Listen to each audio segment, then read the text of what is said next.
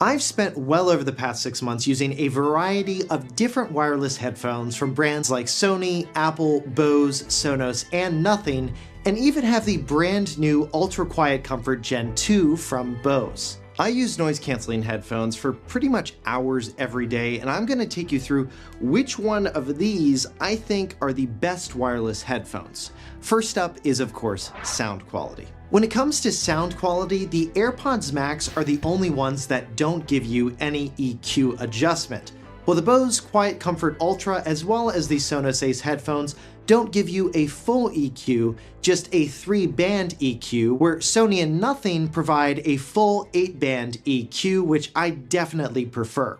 Having an EQ can really help you tune the sound of the headphones to your liking, which is important because not all of these headphones sound perfect out of the box, to me at least. But how do they sound in general? Well, first, let's start with the Bose. They have a really punchy sound and by default are heavier in the mid-range and bass. They've got great clarity, a pretty wide soundstage, and that really deep bass can get deep without getting too muddy. Vocals sound very centered with these headphones, like right in the middle of my head. The only adjustment I made was tweaking their treble, just pushing that up a bit, but overall, if you like a really dynamic, punchy sound, you're gonna like the sound signature on these. Moving on to the Sonos Ace, compared to the Bose, vocals don't sound quite as centered in the middle of your head, and you don't get as much clarity as with the Bose. I find that these sound pretty balanced in their default EQ. You don't get that really deep bass that's more pronounced on the Bose, and these definitely don't sound as punchy, which, depending on what you're listening to, might be a preference. Moving on to the Sonys, their audio is a bit more clear than what I hear on the Sonos, also a bit more dynamic, but not in the way that the Bose is by making the bass and mid-range a bit more punchy. The Sonys are a bit more restrained in doing that, which I appreciate. Honestly, these just sound freaking great out of the box. It feels like the instruments are right outside your ears, and the sound by default is well balanced, vocals sound great, nothing feels like too much bass or too much treble. Moving on to the AirPods Max, I think they sound very well balanced with a nice amount of detail. They're not overly heavy in their mids or bass, and they have a pretty wide sound stage. And if you like the sound profile of the AirPods Pro 3, which I have a video out on and why you might want to upgrade to these if you have the AirPods Pro 2, I'll leave that video here if you're interested. But these have a very similar sound signature to these. And though you can't adjust the EQ on the AirPods Max, I've never really felt the need to because they just sound great out of the box. And these are about the only headphones that actually make Dolby Atmos music via Apple Music sound fantastic. All right, and last but not least is the Nothing Headphone 1. Definitely one of the most interesting headphones out there. Now, by default, out of the box, I thought these just sounded way too flat. The bass was a bit muddy. However, thanks to Nothing's advanced EQ tuner, which is by far the best I've seen out of any of these headphones, you can not only fine-tune these to sound not just decent, but actually pretty great. I'm able to get their sound signature to almost be within the same universe as the AirPods Max and Sony's. And one of the coolest features is the ability to import other EQ settings right from within the Nothing X app, which isn't just available for Android, but it's available on iOS as well. You can import curated ones from Nothing, like one from soundguys.com, browse others on Nothing's Playground, or scan a QR code to import into your app. And the profile you set is saved on the headphones themselves, so they'll stay tuned as you switch from device to device. And I'll leave a link to the one I've been using, which is a slightly modified version of the LTT tune, down in the description and pinned comment. Now, what about lossless audio quality over a Bluetooth connection? The Sony and Nothing headphones support LDAC on Android devices, while the Sonos Ace and Bose Quiet Comfort Ultra Gen 2 support aptX lossless. Now, the AirPods Max does not support lossless streaming like the AirPods Pro 2 and the AirPods Pro 3 earbuds do, specifically with the Vision Pro, so we know this is a technology that Apple can technically do now. And in terms of lossless audio over a wired USB-C connection, that's supported by all the headphones except Sony's, which is an odd miss for them. Now, sound quality is pretty subjective, but if you were like, okay, if I had to pick one, which one do I prefer? I like the sound signature of the Sony's slightly better than the Nothing Headphones 1 and the AirPods Max. So those would be my top 3, closely followed by the Bose, and then I'd put the Sonos Ace last. Next up, noise cancellation. For this category, the Bose ranks number 1, followed closely by the AirPods Max and Sony WH-1000 XM6. Those two are pretty close. They're just a hair behind where the Bose is. And then following that is the Nothing Headphone 1 and the Sonos Ace. So you've got great headphones with ANC for your day-to-day, but what about when you need the same noise cancellation at night? Well, that's where the Somnipods 3 from Fitnexa come in, who sponsored this video. These are some of the thinnest hybrid ANC sleep earbuds on the market, specifically designed for side sleepers and those who struggle with noise at night. What makes these unique is their ultra-thin design. At less than 9.9 millimeters and weighing just 3.3 grams each, they're engineered to stay comfortable even when you sleep on your side. Fitnexa includes 10 different ear tips plus 4 wing options made out of medical-grade silicone in the box, allowing you to find the perfect fit for your ear shape. Now for noise cancellation, these use what Fitnexa calls triple noise control technology. The physical design passively seals out ambient sounds like background noise, and the hybrid ANC actively blocks low-frequency noise like traffic or HVAC systems. And adaptive leak compensation dynamically adjusts to your movement and environment throughout the night. Together, Fitnexa claims this system can reduce external sound by up to 42 decibels. It also has sleep tracking and a clever alarm system that won't wake up your partner. Whether you're a light sleeper dealing with noisy neighbors, a side sleeper who can't find comfortable earbuds, or somebody looking to better understand their sleep patterns, you should check out the Fitnexa Somnipods 3 by using the link in the description. Next up, let's talk hardware design. Let's start with the AirPods Max, since this is really the design all of the other companies have been taking design cues from since they were released, minus the bra case. Even though they received new colors and a USB-C connection last year, the internals have remained largely the same as they were in the originals, which were released in 2020. They have the same H1 chip, so it won't get adaptive transparency mode, a more enhanced acoustic experience, or improved ANC like we got with the AirPods Pro 2 and 3, which have the H2 chip. Now, one of the best parts of the AirPods Max is their hardware design. The mesh canopy makes it so the top of your head doesn't feel as hot when you wear them for hours on end.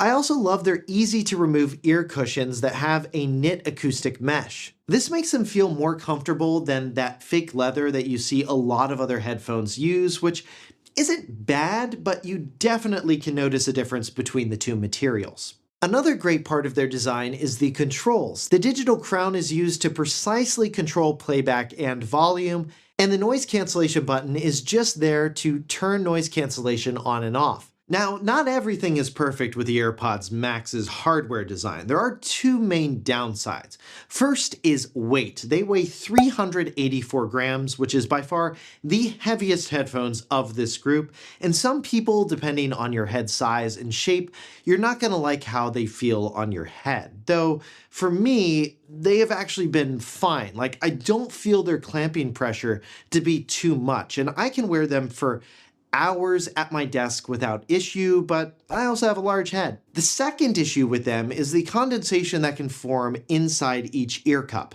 Because their ear cushions are so easy to remove, a lot of wearers, myself included, will notice, depending on your environment and what you're doing with them, like working out, which you shouldn't do with these at all because they have no water resistance rating. Condensation can form relatively easily on the inside, and over time that condensation can cause the connectors that connect into each ear cup, they can get this black kind of corroded residue on them, which can cause connection issues between the ear cups, or the Bluetooth board on them can just eventually die on you like it did with my original pair after 4 years, which was not great. Next, let's look at Bose. The Bose are lightweight with a nice metal used to attach the cups to the headband, and on the Gen 2, they're a polished metal which looks really nice in person, though some might prefer the more matte look of the previous generation. The frame of my originals made a bit of a creaking sound,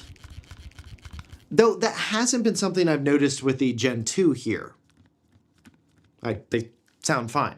They're also really lightweight, weighing just 260 grams, which should be comfortable for most people, and the ear cups, like the AirPods Max, are deep enough for most people's ears to wear comfortably. They also fold, which is awesome because that means their case can be smaller to carry around. The volume controls are this touch-sensitive ridge on the back of the right ear cup, and they work fine, but I would have preferred a physical dial. Moving on to the Sonos Ace, they borrowed the telescoping rods of the AirPods Max and removable ear cups, which is a nice touch.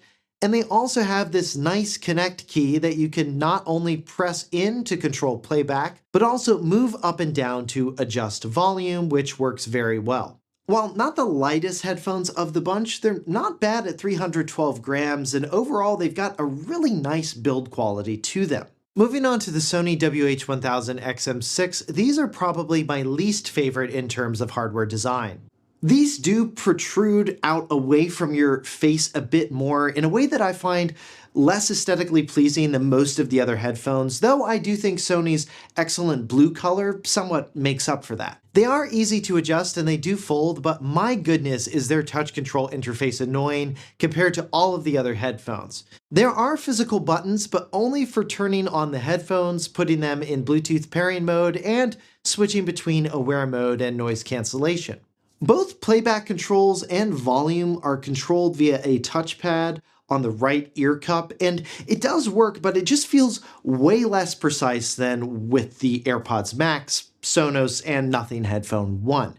Speaking of which, the Nothing Headphone 1 might just have my favorite controls out of any of these headphones. There's a dedicated button just for Bluetooth pairing. Then there's the roller, which gives you precise control over your volume. Although it doesn't have as many volume steps as the AirPods Max, it's a similar concept to the digital crown, where you can press it in to play and pause media. To skip forward or back between tracks or scrub through a song or podcast, you can just use the paddle found below the roller. And then there's the button on the front right part of the ear cup, which is customizable to do things like hop between services using the channel hop feature if you're using a device that supports the Nothing X app, or if they're connected to something like a Mac, it'll just trigger the assistant by default.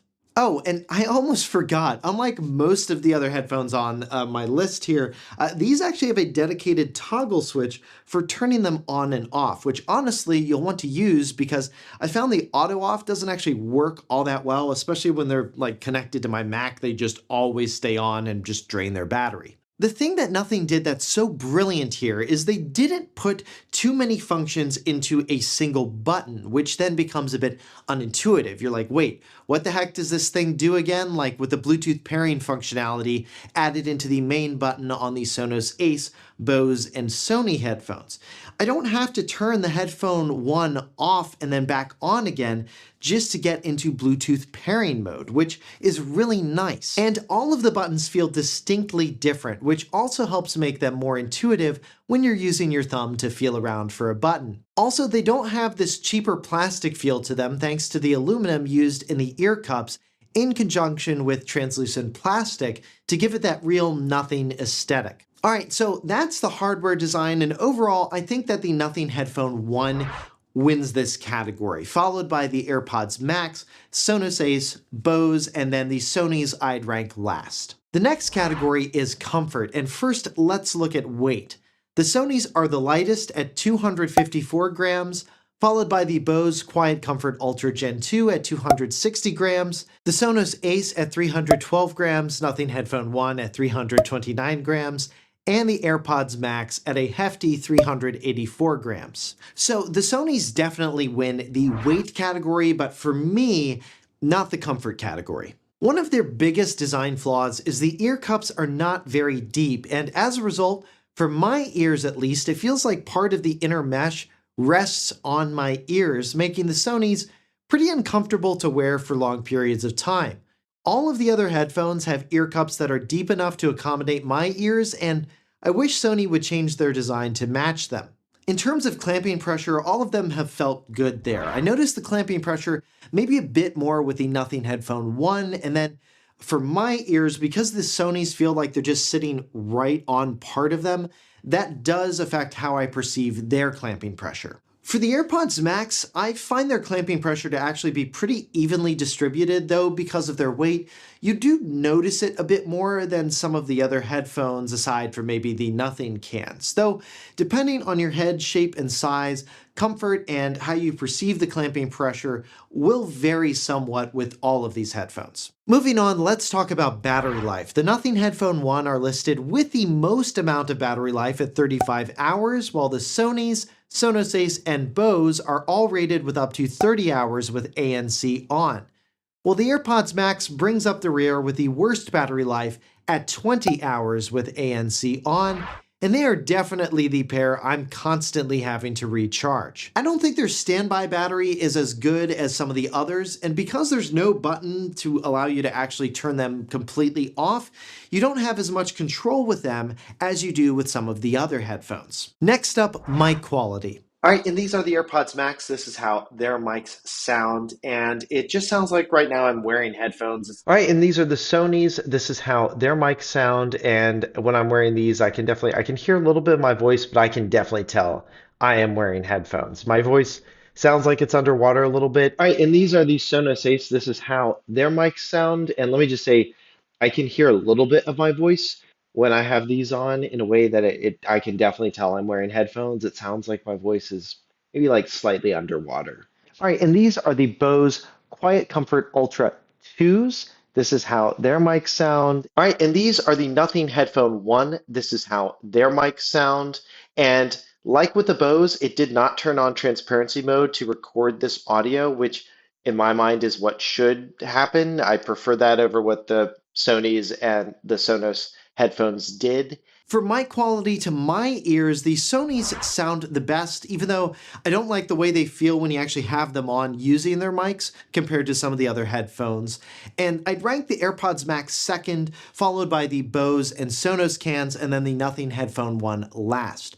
Well, the Nothing Headphone 1, they sound clear. I did hear more artifacts with my voice compared to the other headphones when using them, which just wasn't as pleasing to listen to. But sound and mic quality is somewhat subjective, so if you would have ranked these differently and you thought one sounded better than what I did, definitely let me know in the comments. When it comes to transparency mode, when listening to myself talk, the AirPods Max sound like I'm not even wearing headphones. They're incredibly impressive with their transparency mode. The Sonys are a quick second place, followed by the Nothing Headphone 1, then the Bose, and then Sonos at the end, which pumps in a bit of my voice too much to the point where it makes its transparency mode sound a bit too unnatural. Now for a few other anecdotes about these headphones.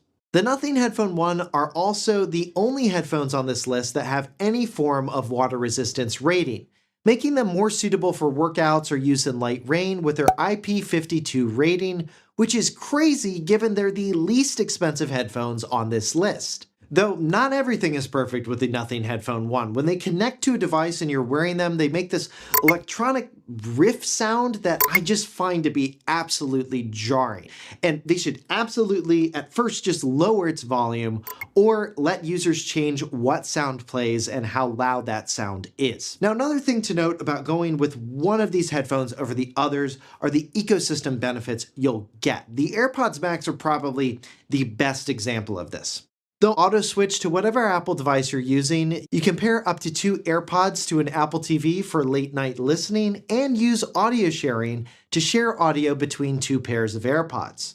If you have a Nothing phone and the Nothing Headphone 1, you can set the channel hop button to do things like record audio in your essential space, and make sure you're subscribed to the channel to see my full review of the Nothing Phone 3. Sonos has a TV audio swap feature with the Ace and Sonos soundbars where you can move audio from their soundbars to the Ace, and it'll reproduce sound in a way that mimics a surround sound setup.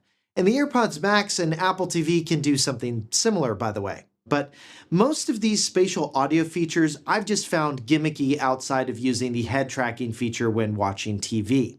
Alright, now let's talk about cases. Bose and Sony's headphones can fold, making their case smaller than the Nothing and Sonos ones, which are very similar in terms of feel, by the way, but both of them are kind of bulky. And then there's the AirPods Max, which is kind of in its own lane with its smart case, which honestly, I feel like I'm probably the only reviewer on YouTube who actually likes this thing, but I like the design of this case. It's great for when you use these things around home because it preserves the adjustments you made to the headphones, so you're not constantly having to readjust them every time you put them on from their case.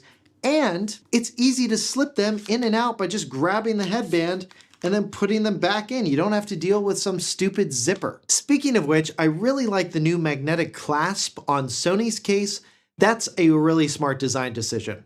Now, yes, the smart case doesn't fully encapsulate the AirPods Max, but I've had them for years now and I just put them in a pouch in my bag and they've been fine. Overall though, I'd give the case winner to the Sonys for their smaller design and magnetic clasp, followed by the Bose, AirPods Max, and then the Sonos Ace and Nothing Headphone 1. Lastly, let's talk about price. The Nothing Headphone 1 wins this category with their $299 retail price, followed by the Sonos, Bose, Sony's, and then the AirPods Max at a whopping $549 US. Though they often do go on sale for around $450 US at various times throughout the year, and you can see the current prices for all of the headphones in our blog post, which includes links to multiple retailers, and you can see where else I've covered each of these headphones by clicking the eye icon at the top right corner of their product card. Link to that in the description and pinned comment. So which pairs of headphones should you buy? Well, if I had to pick the best all-around headphones if money was not a factor, it would probably be the AirPods Max, although that's really going to be if you have an iPhone. But the reason for that is I still find them more comfortable than the Sonys with their use of knit material on the ear cups as well as this mesh canopy on the headband. And even though, yes, they are heavier and they're more expensive, I think they look better aesthetically than the Sonys, and they have excellent noise cancellation and sound quality as well. Now, if the Bose Quiet Comfort Ultra, if they didn't have such an overly punchy sound and a bit over-reliance on bass, I actually think they'd probably be my top pick over the AirPods Max, but I like the Max's sound signature better, and I hate the fit, look, and controls of the Sony. Otherwise, they would have been at the top because their sound is just fantastic. And if you're an Android user and you can tolerate the fit of the Sonys, I think they'd be my top pick. Now, in general, when you add price into the equation, and it should always be added into the equation technically because it's a big consideration, there's no contest that the Nothing Headphone 1 are by far the best headphones for the money for both Android and iOS users. Now, sure, they don't have the best noise cancellation or even the best sound quality, but their EQ features and sharing are so good, it's pretty easy to get them to sound great, and the controls are by far my favorite across any of the headphones. Plus, they have a pretty unique aesthetic that isn't trying to play things safe. They'll definitely stand out, but I think in a good way, and overall I found them to be quite comfortable to wear during the day, and they have an actual water resistance rating, which none of the other headphones do. So those have been my thoughts, but let me know what you think. Do you have a favorite set of headphones? Were there others that I should have included in this video? Let me know down in the comments. And to see more of my videos on devices like headphones and speakers, you can click here for those videos or click here to see more of my popular comparison videos. And to see all of the products I recommend at any time, you can do that by visiting 6monthslater.net/shop. For 6 Months Later, I'm Josh Tedder. Thanks for watching.